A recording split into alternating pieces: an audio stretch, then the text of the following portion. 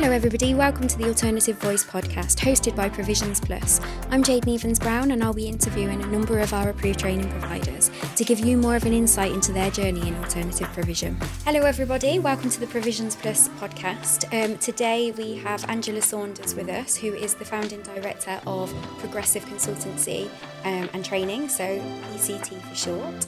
Hello Angela. Hi Jade. Hello. So we're just going to have a chat around your experiences in alternative provision today. And obviously you have just opened a brand new centre. So I want to ask you some questions about that and just how you found that journey really. Yeah. So let's start with alternative provision, your experience in alternative provision and sort of how long you've been delivering sessions to young people. Okay. So funnily enough, I'd never heard of alternative provision until I actually entered into that sort of sector. I'd started off originally as tutoring in the home. Yeah. So helping students who were, I suppose, having lack of confidence, didn't have what they felt the skills to prepare and revise for exams. And then really giving them some support to identify any gaps in their knowledge and then help them prepare for their exams. So I'd been doing that for probably, trying to think now, 4 or 5 years. Okay. Then my daughter Charlotte was looking at their career after leaving university, and to my surprise, instead of them going into what I thought was going to be their career route, which was pharmaceuticals, they'd actually decided that they wanted to become a teacher. Okay. And a science teacher in secondary school. And I thought, wow, that's a bit of a turnaround. And whilst they were doing the training and then they got their sort of newly qualified teaching qualification, I was just becoming more and more inspired by them. I love that. And how they were helping a lot of different needs of their students.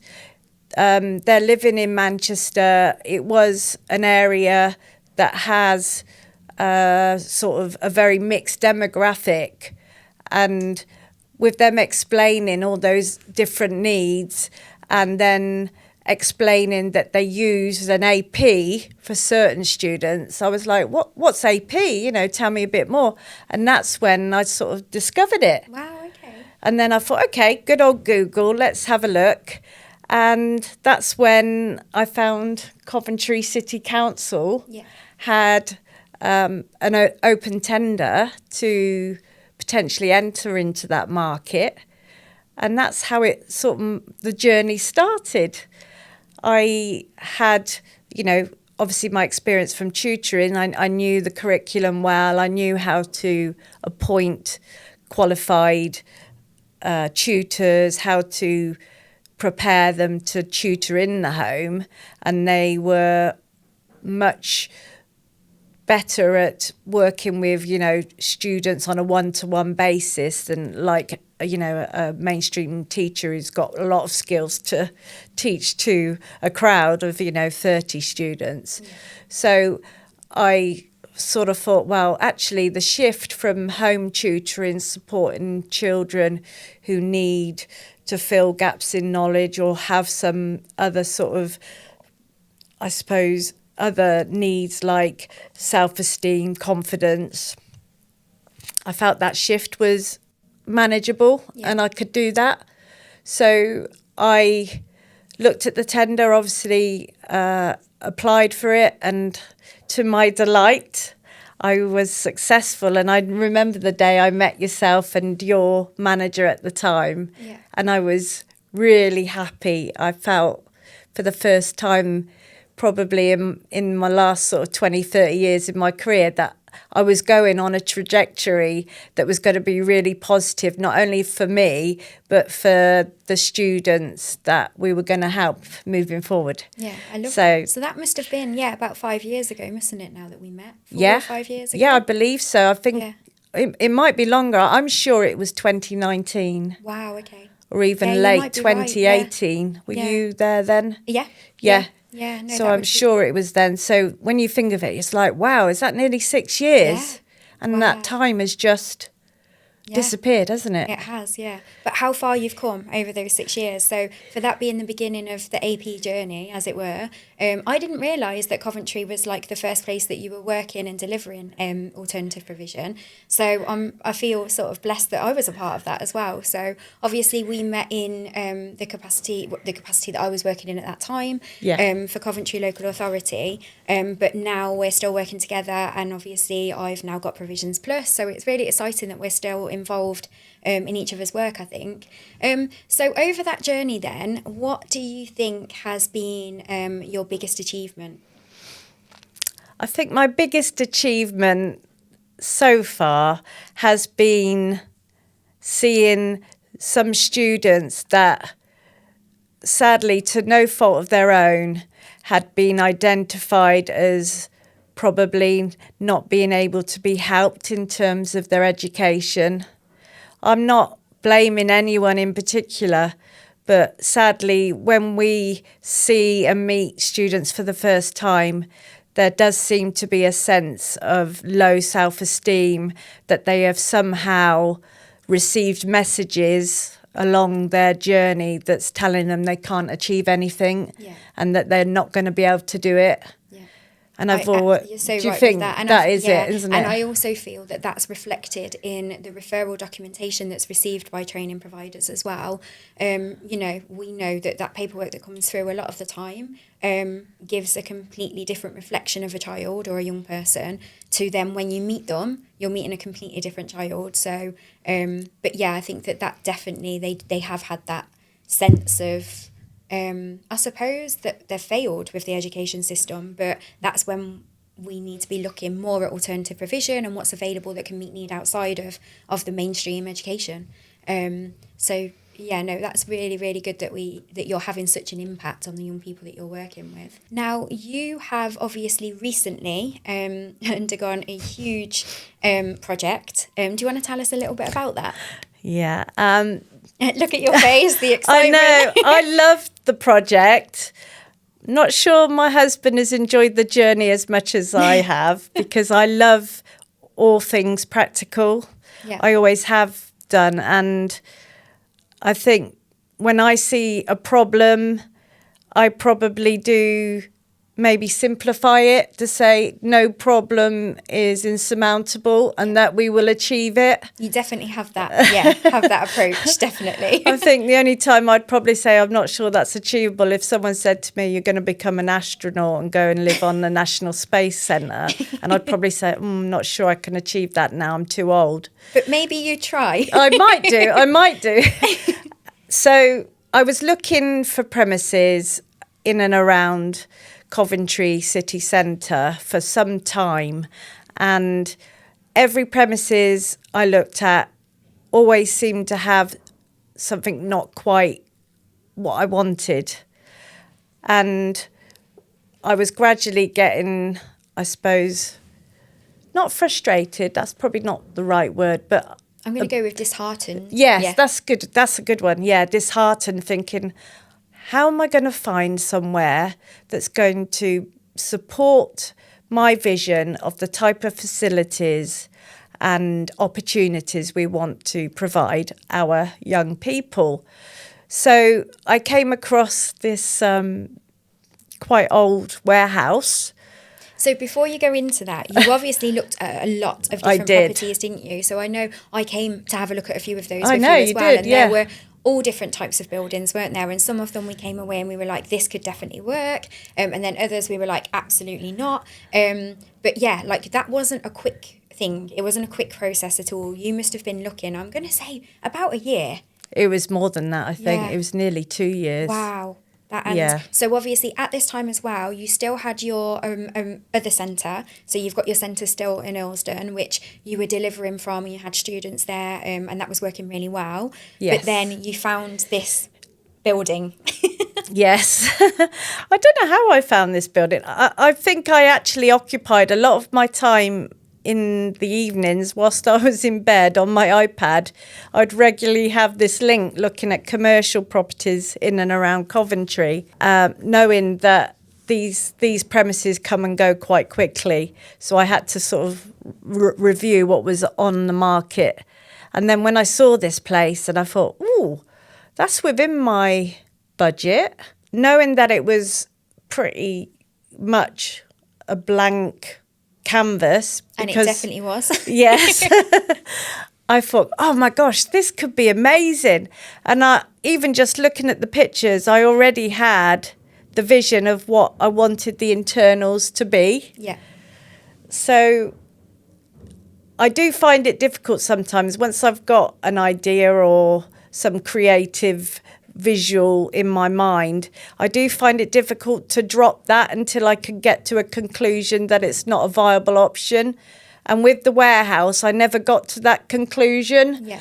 I think my husband might have wished I had because he said this has been the hardest year of my life. Bless him. Most rewarding though, I think. Yes. Like definitely. in terms of business, because like Yes. the outcome has been phenomenal. It has. Yeah. So if we skip back to when you very first got the keys for the warehouse, and we'll call it a warehouse because that's exactly what it was. So you got the keys for this and you invited me along to come and have a look, and I was like, wow, okay, so it's such a big unit, and it was just completely blank canvas, wasn't it? But on that day, you also had your plan, like your plans, and you were like, right, I'm going to talk you through, I'm going to walk you through the building, and I'm going to share the vision. And I was so excited. I get so excited by projects anyway, especially in AP. So I was really, really excited, and I could see that the plan was there, you were going to make it work. And now, if you skip forward, how many months would you say that took to have the doors open for people to be coming into centre? It was quick. It was very quick. We got the keys, I believe, at the end of April, but didn't start work until end of May, because I was looking for, suitable professionals to work on the build. Then literally opening the doors to students the first week in October. Yeah, so that's a really quick turnaround. So yeah, especially when we consider the work that has had to be done.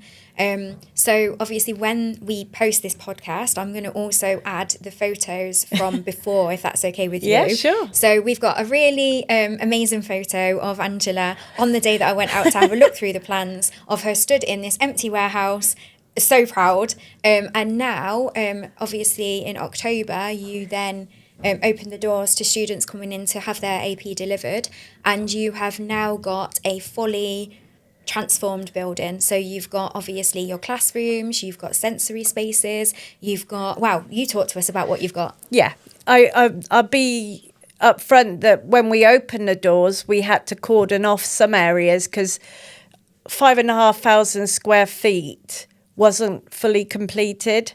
So we prioritised which rooms we needed to bring in the first sort of set of cohort of students.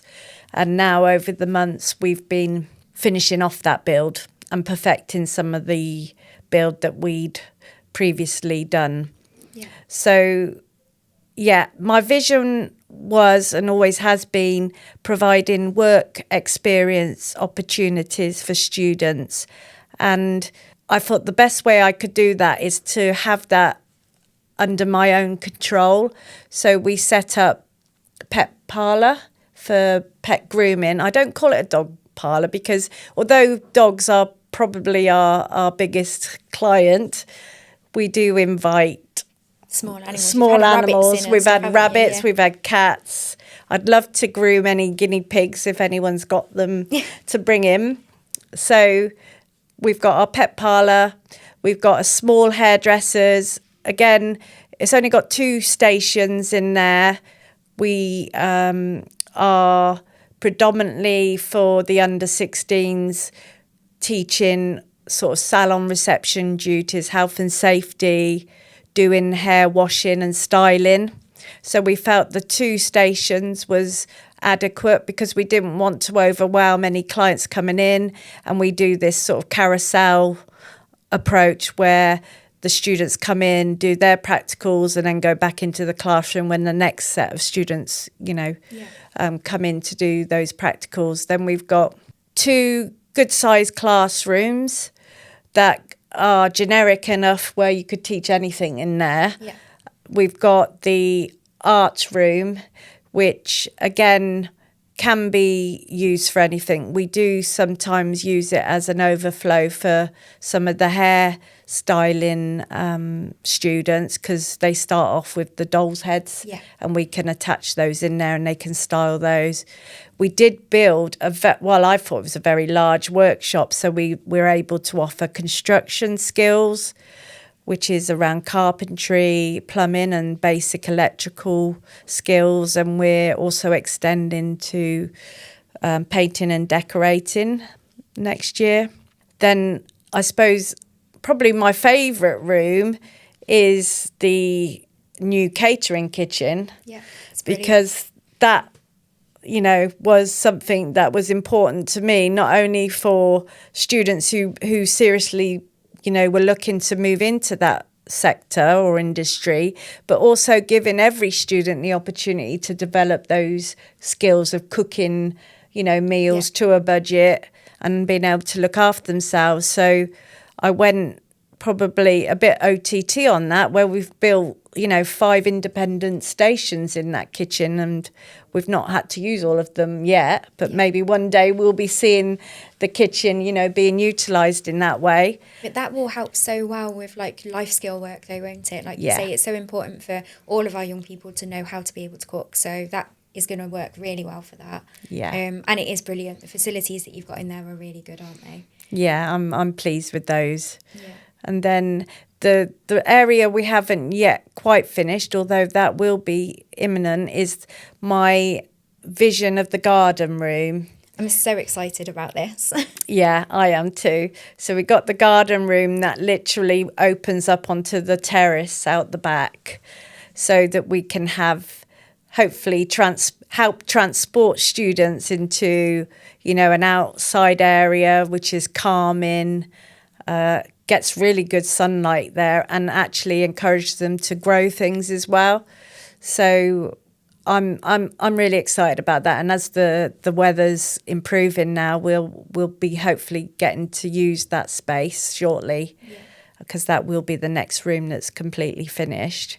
And then I suppose, because this is a massive building, like I said, it was about 5,500 square feet. On the other side of the building, we've obviously built what I call the studio suite, because we've got the singing booth, the drum booth, we've got podcasting booth, control room for the producer, and then we've actually got quite a reasonable large area in the middle of the studio for other artists like pianists, guitar players, drums, the djembe drums, and percussion, which I'm very good at the triangle. So I'm excited to see that being used even now. I was just explaining to you. Yeah, you said today that some of your students have formed a band. So talk to us about that. Yeah, so I don't know why I came up with that. I think it was a conversation I was having with my husband about how we were reminiscing on the 80s music, our youth.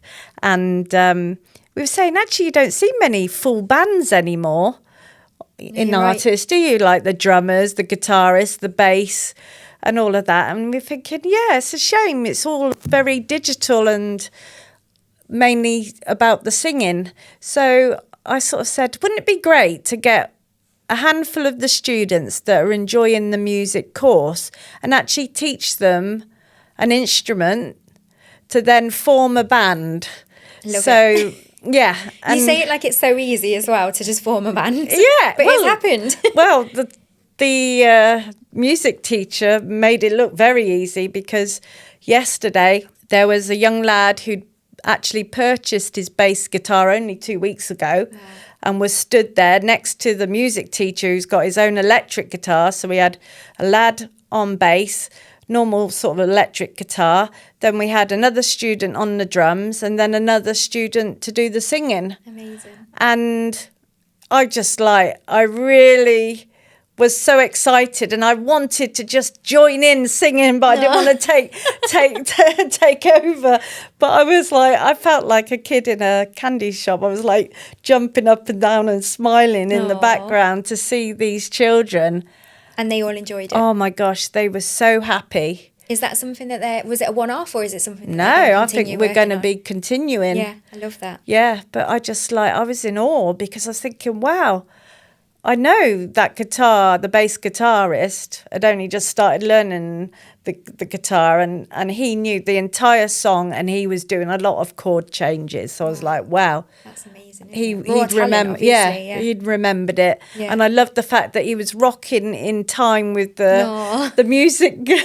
I was just like, it reminded me of Status Quo, but they wouldn't even know who Status Quo is. But yeah, it was just awesome. And I thought, this is what it's about. Yeah.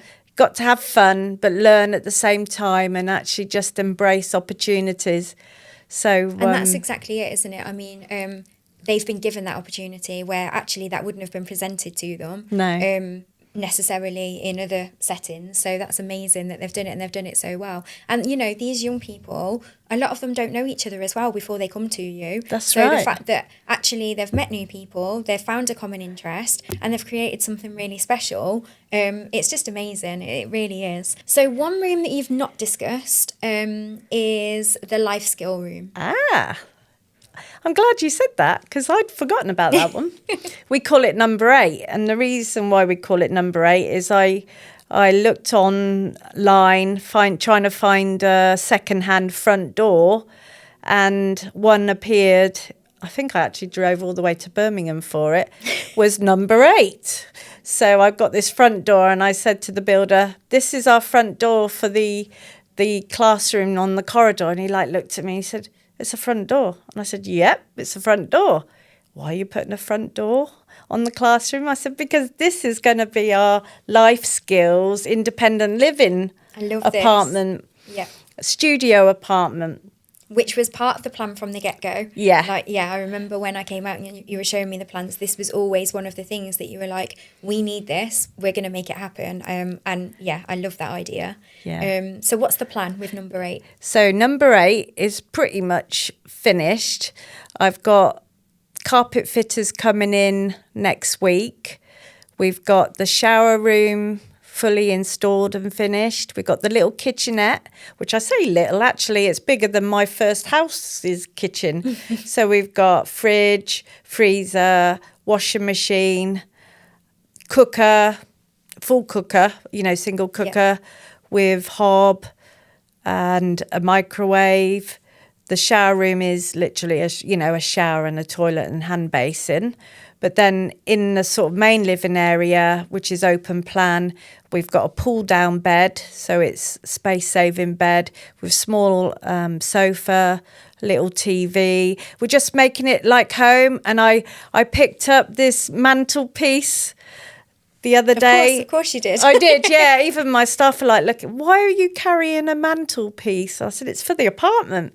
Because I'd purchased a little electric fire that has all the lights to make it look on, even if you don't have it switched on to do heat. Yeah. So I wanted it to be as close to a home as possible and hopefully allow students to be in that sort of area and be transported back into a home environment. And maybe as well, we think it could lower anxiety for some students who are finding it difficult to come out of their homes. So not only is it a home from home, because we can actually do studies in there. It doesn't have to be the life skills. Yeah. But then obviously with the life skills, it's helping, the children understand you've got to pay your utility bills. Where would you find the meter? How would you work out what you needed to pay? How do you clean and keep showers clean and bacteria free. It's All amazing. the All of these skills that you need to live hopefully a healthy, but living in a nice clean environment as well. And to learn it in that environment instead of it being like textbook, this is how you do it. It just puts it into a real space, doesn't it? It gives them the platform to really explore that, and how would they want, if that was their if that was their apartment, what would they want that to look like, and how would they keep it clean? There's so many young people that have never even thought about those things or had those conversations or not been given the space to consider that. And a lot of them as well, it might seem so far out of reach to have their own place. So this really gives them the opportunity to explore that. And I love that. It is something really special, and also something that I've not seen done. In my experience of working in alternative provision, I've never seen anybody else do that. So I'm really excited about that and seeing it finished. I am as well. I think it'll be great. And like the washing machine has got its own tumble dryer, so we thought we could give them the towels from the pet parlour and say hair salon, encourage them to bring in their own dirty sort of T-shirts, just some main bits of clothing, so they can work out how to sort in colours to actually fill and set a washing machine on, and real even do ironing. Experience. It's so good. I am really excited to see how that all sort of works. Really interesting. It will. So obviously this has been such a big project. What would you say has been the biggest challenge? Money and time, my energy levels as well. I've been working long hours, sort of 7 days a week, and that has been pretty exhausting. But like I said, I've always been quite determined, and when I start something, I have to see it through, no matter what. So it's been a bit of, well, not a bit of dedication, but quite a big bit of dedication in my life for the last year.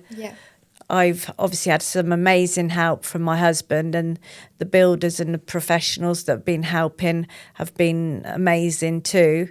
So I think, the biggest challenge has been the time commitment to get it done and our finances to get it done, because I've had to wait a bit to get some of the other bits finished because we just didn't have all of the funding in place to get it done. Because it's such a huge project though. Very big project. So, okay. And have you, if somebody came to you and said that they were going to set up, or they were considering setting up their own alternative provision, what would your response to that be? What would your advice be to them? Make sure you've got plenty of money behind you and plenty of energy. I think it's quite easy to see something at the end and think, oh, that's we can do that. That's simple. But actually, it does take a lot of dedication, and I think that can be easily underestimated by people.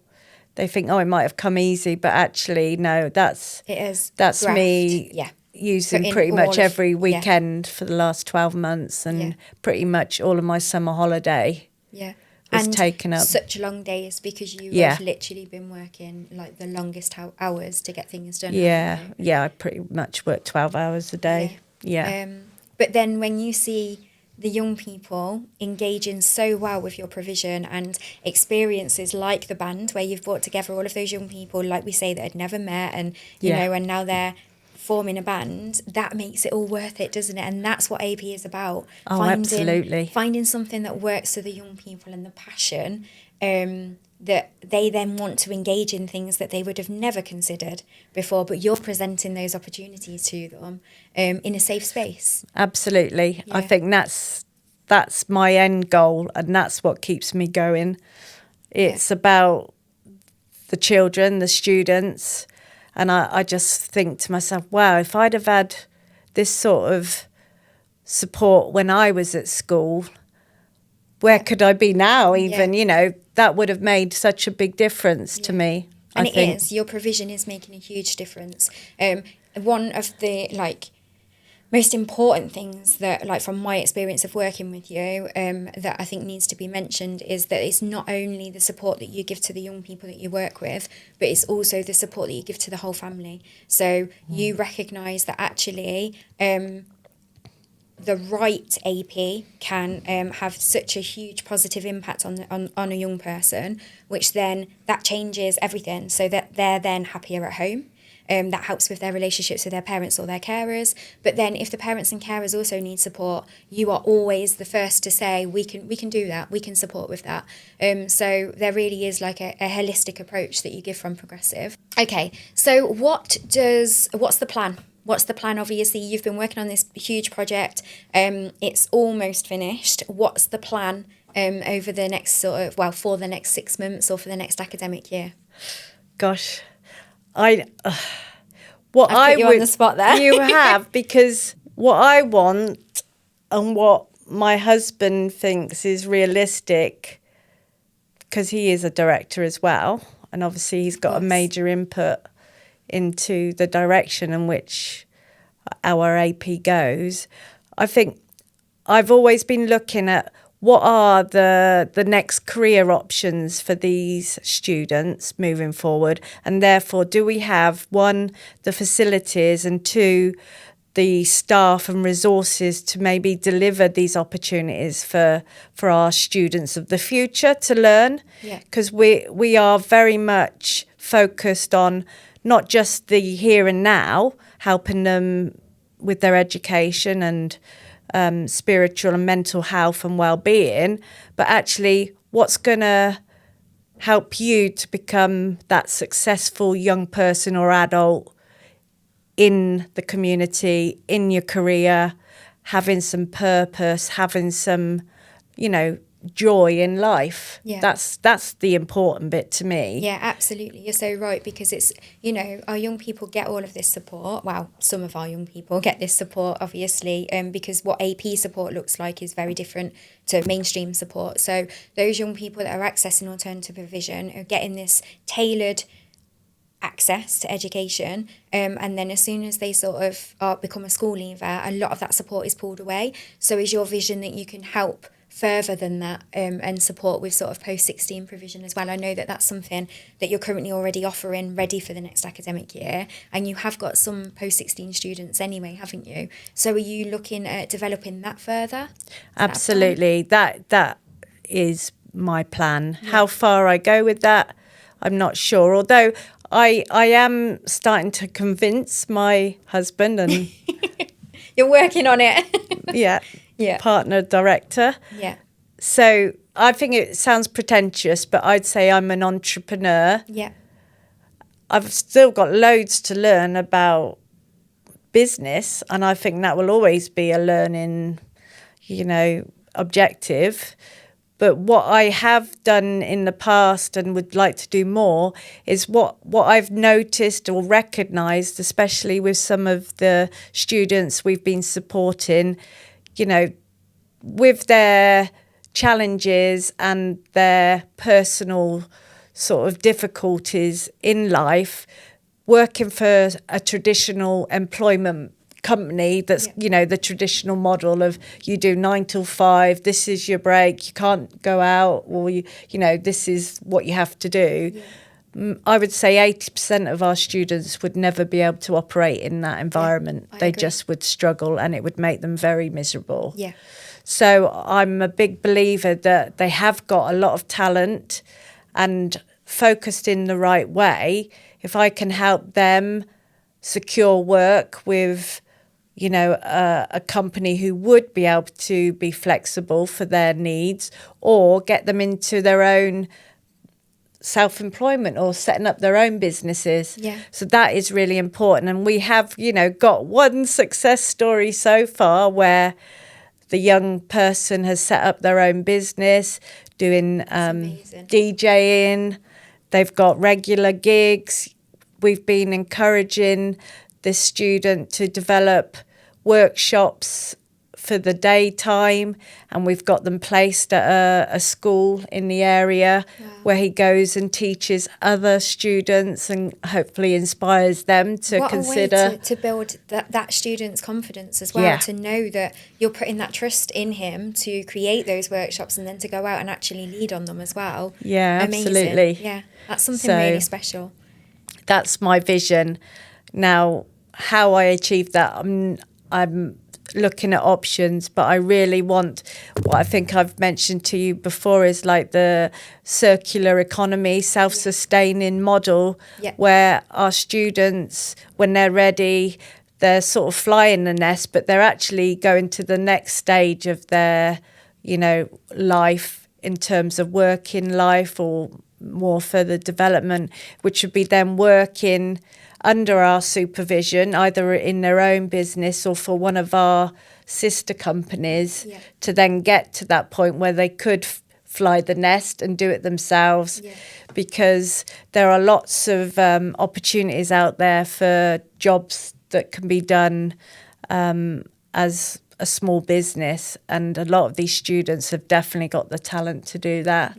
So then they can choose their own hours, how they work, when they work. And that helps as well with continuing with that tailored service, that tailored approach, doesn't it? Which works so well for the young people that we're providing AP for. So, no, that's really good. Yeah, absolutely. What do you think, if you had to choose 3 things that make you different to other alternative provisions, what do you think makes you stand out? One of the things that stands out in my mind straight away, because I know I will always go the extra mile above and beyond perhaps that is expected of us. Well, I know we do. Yeah. So, and that again comes hand in hand with what I was saying about support for the whole family rather than just the child. It's not just about that young person, it's seeing the whole impact of the difference you can make with that whole family. So absolutely. That's just one example of how you're doing that. Yeah, the holistic approach to me is very important. You can't deal with someone's education effectively if their mental health is suffering. Yeah. And then you meet the parents, which is, again, all carers, which is very important to me. And you get to build a rapport with them. And then you gradually understand some of the challenges that they're going through. I then think, well, without us helping you resolve those challenges, you're not in a position to help your child. Yeah. So we try and work together to resolve that. Sometimes we are in a position to do that. Otherwise, I will get professionals outside of what we do to help those, which I have done. Yeah. And it's made a huge difference. And then you see the difference being, in the child as well. Yeah. So that is really important. So that's one. That's one. The second thing is our flexibility or adaptability. Yeah. I've never been good at saying no. Yeah. As you may know. We've had some conversations about that, Angela. I know. And it was only the other day I was talking to a Planco from Warwickshire, and they were telling me about their son wanting to do film and drama and acting. And I was like, he could come to us. And she said, but you don't have a drama course. No, but we could have. And then she's like, yeah, but he'd be on his own and it won't be much of an acting job. I was like, yeah, okay. So, it would be really, whenever we have the opportunity to meet young people who might be interested in coming to our provision, if there are things that they're really interested in or showing some spark or passion, I don't want to let that die. I'd like to say, okay, well, let's introduce something that can continue that spark or passion, even if it's not immediately on our curriculum. And that again comes hand in hand with that tailored experience, which could lead to number 3, which could be the breadth of your offer, because you're again one of the training providers that do offer so many courses in different areas. So I mean, if you don't want that to be number 3, that's fine, but that could be your 3rd. No, I think you're right. I think it's been challenging because from a business perspective, I have had people say, well, how can you do so much and not dilute what you're delivering? And then I think, well, actually, I don't feel we are diluting what we're delivering, because I have handpicked specialist trainers for each of those courses that have got the passion, the experience and the qualifications to deliver that. Yeah. Yeah, of course, I'm never going to be able to offer astronaut training. I know I talked about the astronaut keeps coming up. Yeah, I'm not going to be able to offer that. But to me, there are no limits. Yeah. I suppose that's, I try not to constrain my thinking. Yeah. And I love that. I do love that, because again, AP is all around flexibility, tailored approaches, and just making sure that the young people are really getting what they need from education. So the fact that you're not limiting that, it's amazing. Yeah. Yeah. So we've worked together obviously for quite a long time now, as we said at the beginning. You are now one of the Provisions Plus approved training providers. And obviously I'm on a personal level, I'm very happy that we're still working together. What has that relationship, do you feel, the relationship with working with Provisions Plus, how has that helped Progressive over the last sort of 7 months? Wow. Without embarrassing you, when I first met you, I thought you were amazing and had such a vast array of knowledge of obviously AP, but just your level of enthusiasm and energy has put me in awe, because you don't see that all the time, do you, in people? Yeah. And to have met you when I did, I thought, wow, I just think you're one of the most professional people I've actually ever met, to be honest. Oh, thank you, Angela. To be honest. I wasn't looking for compliments. I know you weren't. The business Provisions Plus, but thank you. That sort of leads on to the fact that you have helped me become a better leader, or, founder or director of our AP, because you are teaching me new things every day we meet and talk to me. And that has been a huge help to me, because when it's your own business, it can be a bit lonely. It can, definitely it can. Well, you're now on the other side of the fence, but, your team are your team. They're not there to listen to all your woes or problems about, being a director. So it can be a bit isolating. Yeah, it can. So the fact, I think now, obviously being a business owner myself, that's something that I've realised, especially because I work on my own the majority of the time. Obviously, I have got a member of staff now, but she's very flexible and she's got minimal hours really. So I found that it can be lonely. But something that I've experienced is actually what you've said is directors of the companies that are our approved training providers. I feel that I've got really strong and developed really strong working relationships with everybody now, because actually I've become that for them and vice versa. So it's about open communication, and it also has meant that I can give more of myself because people are investing in Provisions Plus, which isn't mine. So that's helped to, I think, develop those working relationships even more, and it's just it's working really well.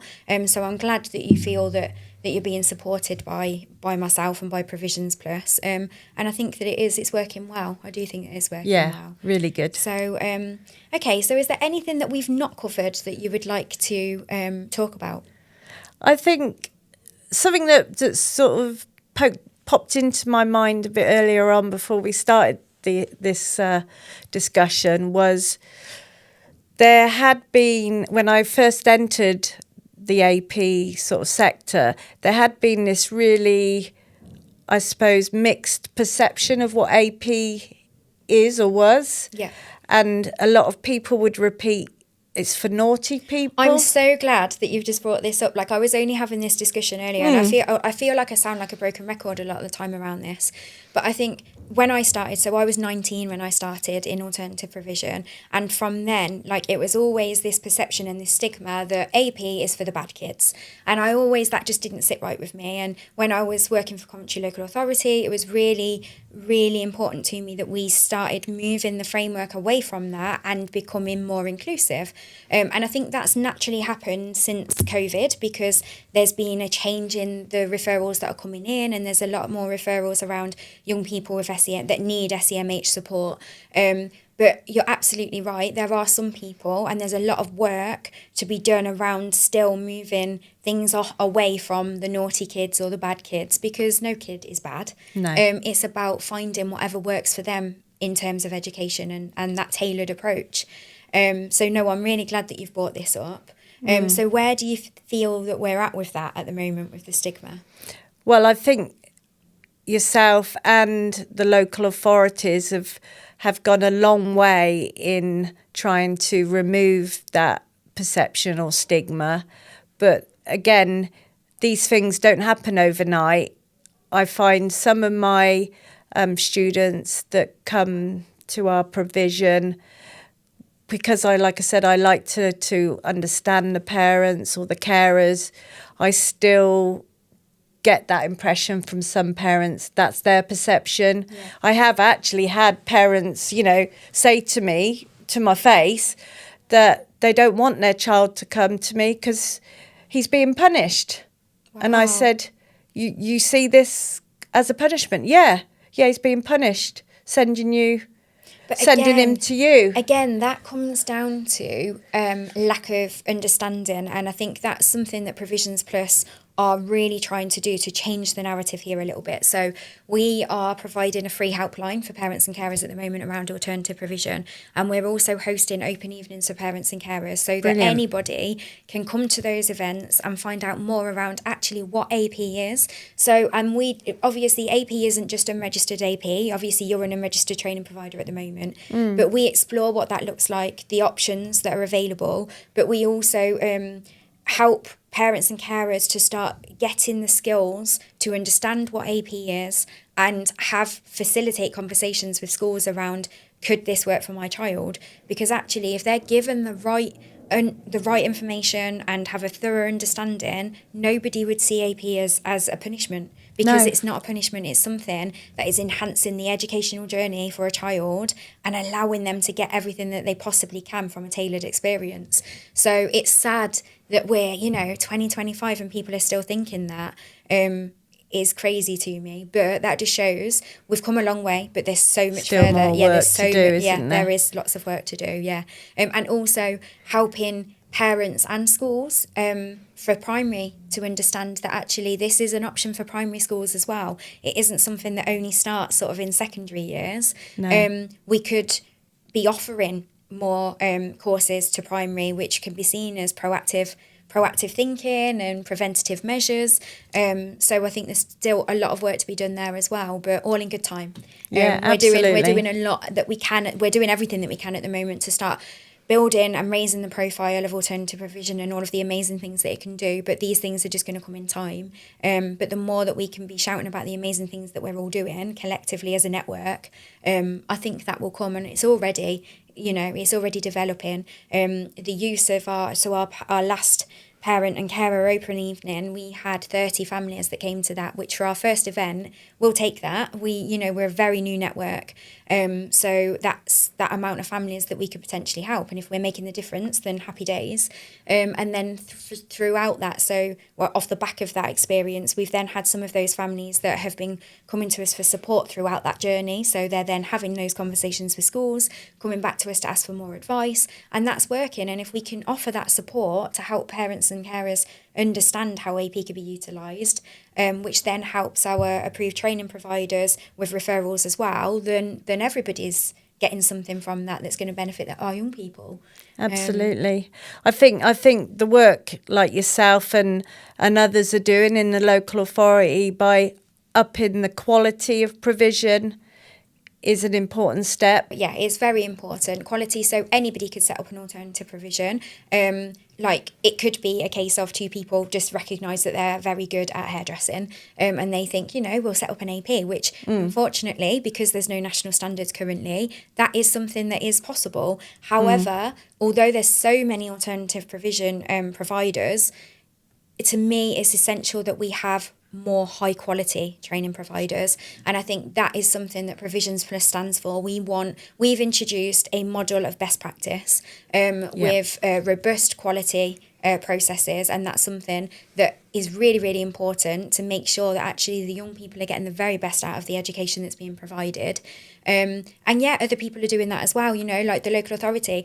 I stand by it. The Coventry local authority framework, they also have very good robust measures for quality assurance, and I think every local authority works differently, but it's really, really important that we're not sending our young people to settings that are not being quality assured, because how does anybody know what educational experience they're taking from that? Absolutely. Yeah. And you're right, it's a very important element of what we do on day-to-day operational basis, but like say the support you give to help us with that, and you say Coventry AP in particular, because I've worked with a number of different local authorities, they spend a lot of time doing the quality assurance and auditing, and are proud of that, to up that quality so that when students are coming to our provisions, there's that assurance and trust that their children hopefully are going to get the right level of support and care. Yeah. Do you, so obviously you've worked with a number of different local authorities, so you can support what I said at the beginning of the podcast as well about every local authority taking a completely different approach. So do you find, I recently delivered some training to your staff team around alternative provision, what that is, what that looks like as an unregistered setting, but also around local authority frameworks. So it wasn't specific around a particular local authority, but it was around what a local authority framework looks like. Now, obviously, my past experience is creating a local authority framework. So I shared those experiences with your team. Do you think that that's helped them to develop a little bit more understanding around the general sort of AP and what frameworks, how they're utilised? Definitely. I mean, it's important, isn't it, to understand in what area or sector they're operating in. Yeah. I think there's still loads that they need to learn. And I think one of the positives of getting qualified teachers into our setting to teach is that they have got an array of experience, knowledge, and, the skills to deliver teaching. But I see the other side of that as well, because I have to repeat myself, we are not a school. Yeah, which is something that I keep saying as well. Like, it's so important not to be referring to, as an AP setting, not to be referring to ourselves as schools, because we're absolutely not a school. So it is important. But then I suppose it's difficult when you are offering full curriculum and when you are having staff that are coming from a school. It's just, it's one of those things. It becomes a habit, doesn't it? So it's hard to get out of that. But yeah, no, it's really good to be having staff that have experience, and that's not to say that staff can't be welcomed into the AP community that haven't come from education. If it wasn't for my experience of going into alternative provision as a volunteer, actually, when I was 19, I wouldn't have been on the journey that I've been on, and I will forever be grateful for that, because that's what has got me to where I am today. So I think it's really important to obviously welcome new people that haven't got any educational experience, but it's about making sure that they have got the right sort of guidance, support and mentoring to be. Absolutely. I know something that we've spoken about a lot over recent months is, and I've had this conversation with other people as well, is when you are working in AP, there's a level of initiative that needs to be there, because you need to be on guard all the time to make sure that everybody is safe, that they are feeling, comfortable, that the environment does become their safe place. And sometimes that doesn't come naturally for people. So it's about making sure that staff are given the right support and guidance in that, and understanding what they need to be mindful of and what they need to be looking out for and what they need to avoid. But that all comes with teaching. It all comes with that support and with that training. And and then that makes for a very sort of good, robust, high quality team, doesn't it, when all of those things are in place? Absolutely. And I just want to clarify my point about we are not a school. Yeah. Not just from a legal standpoint, because obviously a school has legal regulation requirements, but it's about sticking to a lesson plan when you have got dysregulated students. You know, we're not a school. We don't send them out and send them into the inclusion hub. Yeah. We stop and say, right, let's see what we need to do to help you, you know, get back into a good place. Yeah. And stopping the learning is an essential part of that. Let's go into the quiet room. Let's go into a safe place. Yeah. This is not about being on that train and having to keep going just because you've got a curriculum to get through and you've got 29 other students in your room. We don't. Yeah. We have 4 students. So it's about, we'll go at the pace of the student. If they're having not such a good day, then we stop and we work it out. Yeah. Absolutely. That again comes into that tailored approach. And if there is a student that's experiencing like dysregulation, it's about using the strategies and the techniques that both align to that young person's needs, and also that the staff are confident to use to make sure that that young person is then back in a calm space where they're ready to learn. Because if they're not ready to learn, like, why are we pushing that? We need to make sure that they are feeling okay to carry on and to continue with their work, if that's even a possibility on that day. You know, your students are with you and they are potentially working towards a qualification.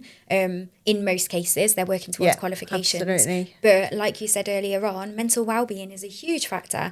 And if that is not in the right place on that day, then as an AP, you can take the measures that you need to work on that and to make sure that actually we're regulating them and we're getting them in a space where they are ready to continue learning. And I think that is that's such a good point, well made, I think, with you saying about not being a school. That's the key thing really, where we're different.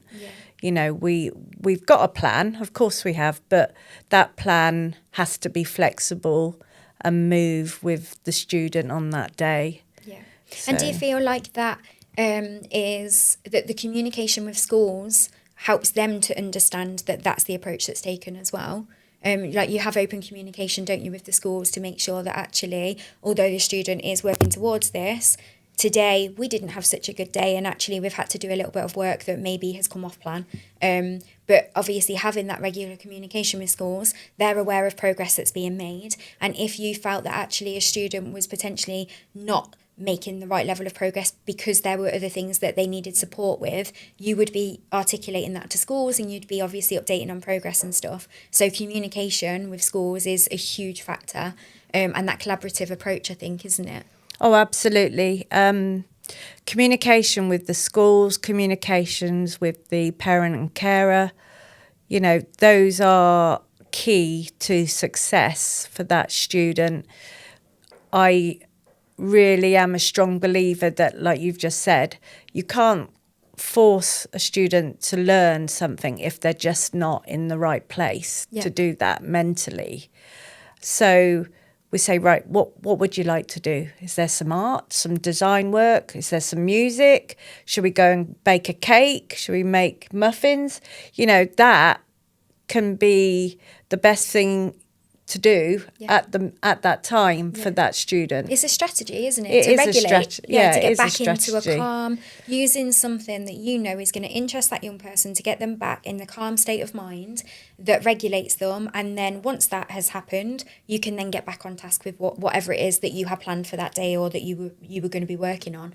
And being able to have the freedom, especially because of how many different things you've got within your setting, to have the freedom to be able to give those opportunities. It's a win, isn't it? It's a win for the young person because actually they're not becoming dysregulated to the point that unfortunately they can't stay for the day. But it's also helping staff to then reconnect with the young person, getting them on a level where they're ready, and then the rest of the day is more pleasant for everybody.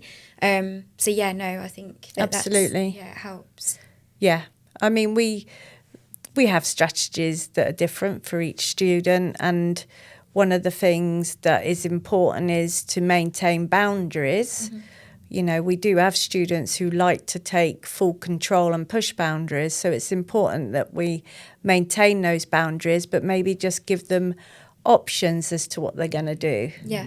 So they believe they're in control of what they're doing, but we've already planned that. Yeah. So, you know, it's every student is unique and their needs are unique, and we have to be aware of that and work towards that. Yeah, which is really important, and that comes hand in hand with the referral documentation and obviously the information that is provided at the point of referral from the school or the local authority or wherever that application form is coming from, so that you are meeting need, you're aware of that young person's needs, you're facilitating those needs, you're putting the right level of support in place. So yeah, it all comes from a structured process, doesn't it? Referral process, to make sure that everyone's getting out of that provision that they need. Yeah. Okay, so I think that brings us to an end. So thank you so much for your time today. I've really enjoyed this conversation. I love our chats anyway. I do too. So I've really, really enjoyed this. And thank you so much. It's been a pleasure. It is a pleasure working with you all the time anyway. So I am also really excited to see what happens with the finalisation of the building and what future plans are ready for the next academic year, both for PCT and for us as a partnership as well. So absolutely. So thank you very much. And Lovely thank to have you here for with us today. inviting me. I'm really honoured, and thank you. Yeah, no, thank you for coming. Thank you so much for joining us today for the Alternative Voice podcast. We hope that you found today's discussions insightful. If you wish to find out any more information about Provisions Plus, Alternative Provision or today's guest, please get in touch with us at info@provisionsplus.co.uk and we will be more than happy to help. Thank you.